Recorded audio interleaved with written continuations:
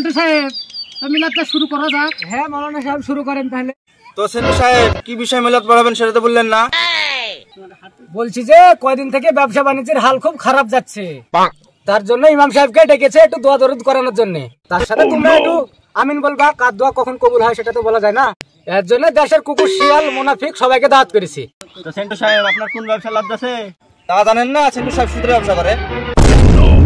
তো সেন্টু সাহেব সুদের ব্যবসার জন্য মিলাদ করতে আমাকে ডেকে নিচ্ছে? না না, এই মিলাদ তো আমি করবো না। ধুর মশাই, আমি কিসের সুদের ব্যবসা করি? আমি তো সমাজ সেবার ব্যবসা করি। সেন্টু সাহেব সমাজ সেবার ব্যবসা বা কি?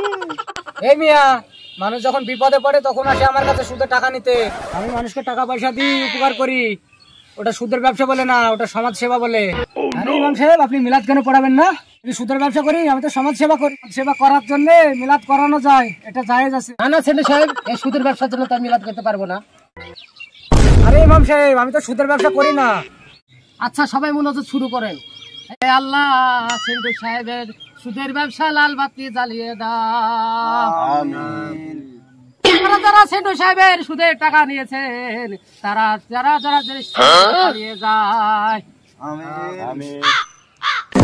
হে আল্লাহ, সেন্টু সাহেবের মতো সুদখোর হারামি বাজখা পড়ে যেন মারা যায়। আমিন। ইমাম সাহেব, আপনি কি দোয়া পড়াচ্ছেন? আপনাকে আমি কিসের জন্য নিয়ে আসছি? আল্লাহ আমিন। সেন্টু সাহেব চিনি টিনিকা আছে তো নিয়ে আসেন, আমাকে আবার আরো দাও। তুমি আমার নামে যে দোয়া পড়া না, তোমাকে তো সিন্নি খাওয়াবই। থামো, তোমার পুঙ্গার মধ্যে